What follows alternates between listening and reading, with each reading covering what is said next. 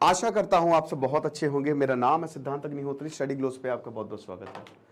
तो दोस्तों नेतन्याहू और मोदी जी, मैं बहुत सारे लेक्चर्स एक साथ कर रहा हूं तो इसीलिए तो हम बात करेंगे दोस्तों यूएई और इजराइल की। तो सबसे पहले तो हमारा पर्सनैलिटी डेवलपमेंट का कोर्स आप जरूर अवेल करें। आज रात 12 बजे जो है वो सेल खत्म हो जाएगी, ठीक है। तो ये आप बहुत आपके लिए गोल्डन अपॉर्चुनिटी है, क्योंकि हमने सबसे बड़ी सेल 30% ऑफ निकला और 280 रुपए का ये मात्र कोर्स है। तो इसके लिए आप देर ना करें। 25 लेक्चर्स है, 50 किताबों का रिव्यू। तो यूएई ने पहले बोला क्या है?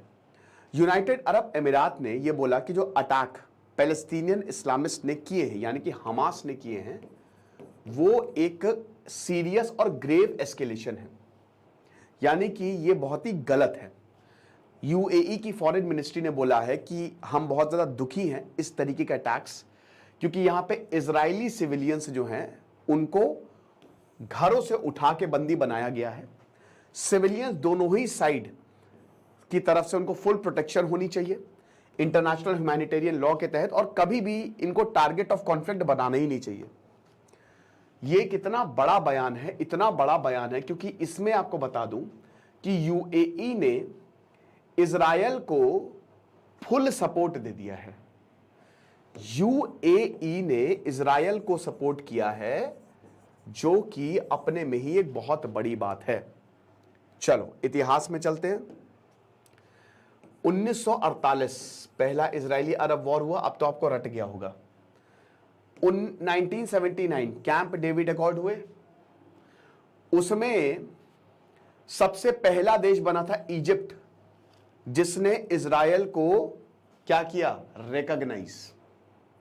आप एक डायनेमिक्स समझो, मैं इससे आपको डायनेमिक्स भी समझा देता हूं, ठीक है। देखो, ये अमेरिका है, राइट, और ये है पूरे अरब मुल्क। सऊदी अरब इस समय लीडर है किसका? किसका? इस्लामिक वर्ल्ड का। ये है ईरान। इधर आपको ईरान दिख रहा है। ईरान, टर्की, कतर सपोर्ट करते हैं किसको? हमास को। अमेरिका जो है इजराइल को अपना छोटा भाई मानता है। क्यों? क्योंकि अमेरिका में यहूदियों की एक बहुत बड़ी लॉबी काम करती है। देखो, इसमें एक चीज समझो, मेन विनर सऊदी अरब है इसमें, मेन विनर। और ये सब सऊदी अरब की ही वजह से और ईरान की वजह से हो रहा है। और मनी, पैसे से निकला अमेरिका, सऊदी अरब और ईरान, और इसी की वजह से इजराइल और हमास के बीच में हो रही है लड़ाइयां। कैसे? पहले आप बैकग्राउंड समझ लो, फिर यूएई का मैं एंगल आपको समझा देता हूं। देखो, अमेरिका में मैंने बताया कि अमेरिका में आप एंटी ज्यूज के बारे में बोल ही नहीं सकते। पैसा बहुत ज्यादा, बहुत ताकतवर है। इस दुनिया में सबसे प्राइमरी रीजन क्या है यहूदियों से लोग चिढ़ते हैं? यूरोप में भी गए तो यूरोप में भी यहूदियों को मारा गया।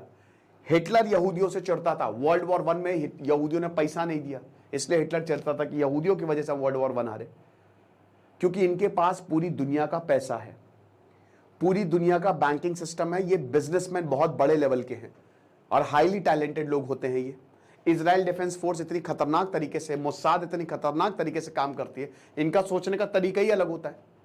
तो पूरी दुनिया इनसे चिढ़ती है। तो ये इनके पास भर भर के पैसा। वर्ल्ड वॉर में भी, वर्ल्ड वॉर 1 में ब्रिटिश को इन्होंने खूब पैसा दिया था। तभी ब्रिटिशर ने, मैंने लेक्चर लिया था तो मैंने आपको बताया था कि अगर सारी कम्युनिटीज जो हैं वो अगर लड़ने लग जाए कि हमको अलग देश चाहिए, हमको अलग देश चाहिए, तो पूरी दुनिया में कोई नहीं बचेगा, सब लड़के मर जाएंगे। भारत में अगर सारी कम्युनिटीज आपस में लड़ने लग जाएं तो क्या होगा? हम सब मर जाएंगे। हम सब आपस में रहते हैं, प्यार से रहते हैं। जब जब कम्युनिटीज एक दूसरे से लड़ती है, पाकिस्तान में क्या हुआ? बांग्लादेश अलग हो गया और इधर कट के, ऐसे बहुत सारे हुए। आज वॉर इसी वजह से ही हो रहे हैं, है ना। तो अब यहूदियों को ही क्यों? देखिए, यहूदियों को 3000 साल से प्रताड़ित किया जा रहा है। बिल्कुल उनको उनकी जमीन मिलनी चाहिए।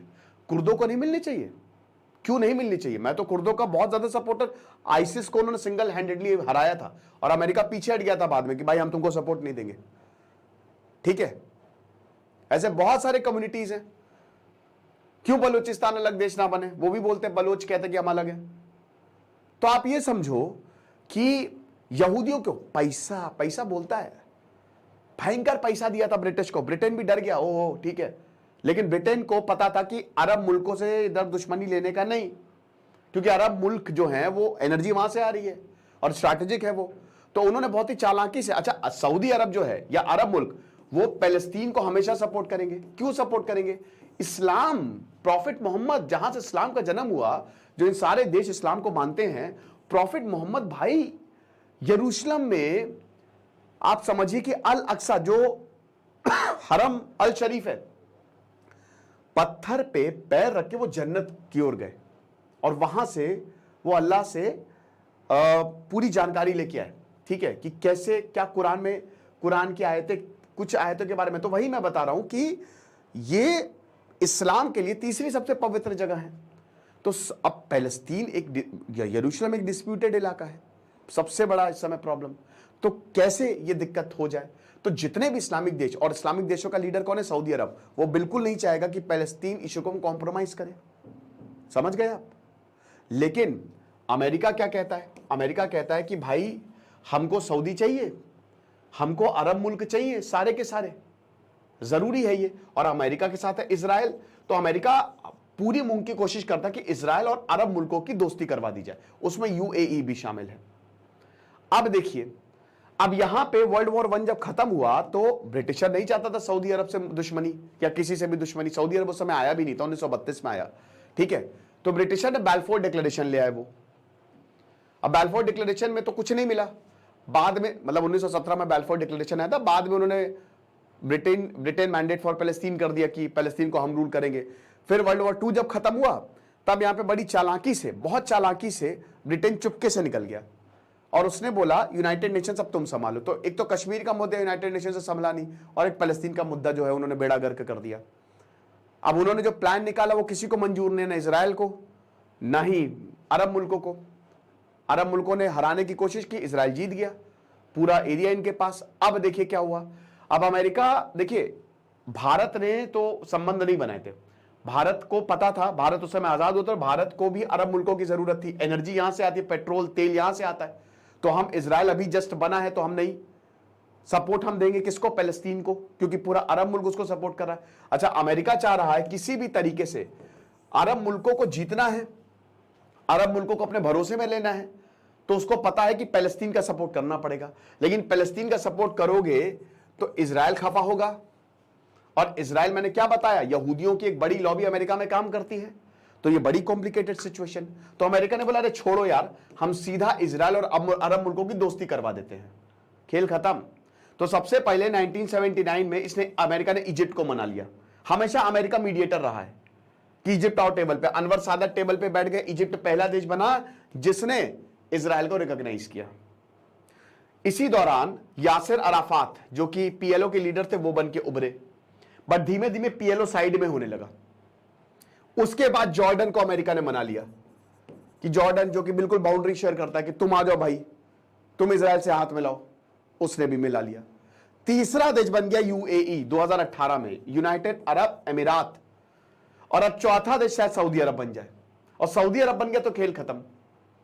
अच्छा, सऊदी अरब के भी बनने की बड़ी कहानी, कैसे हुआ ये हुआ ऐसे, मैं थोड़ा शॉर्ट पे निपटा रहा हूं, बीच में देखिए बहुत सारी चीजें हैं, मैं स्किप कर रहा हूं उसे, क्योंकि फिर वो लेक्चर अलग ही तरफ मुड़ जाएगा। सऊदी अरब की कहानी ये है, ये चाइना, देखिए ईरान क्या कहता है, ईरान कहता है कि बेटा कुछ भी कर लो, हम सऊदी अरब को उठने नहीं देंगे, हम लीडर है इस्लामिक वर्ल्ड के, ना तुम, शिया सुन्नी का, क्योंकि सऊदी एक सुन्नी देश है, ईरान एक शिया देश है। तो ये झगड़ा जब से इस्लाम बना तब से चलता आ रहा है, तो हम नहीं उठने देंगे। तो ईरान किसको सपोर्ट करेगा? हमास को। हमास कौन है? देखो हुआ क्या कि 1993 में, 1993 में जब पैलेस्तीन बन गया, फिलिस्तीन बन गया, यासिर अराफात ने पैलेस्तीन बना दिया और ओस्लो अकॉर्ड साइन हुए, पीस ट्रीटी आई, ठीक है, यित्ज़हाक रैबिन और यासिर अराफात के बीच में।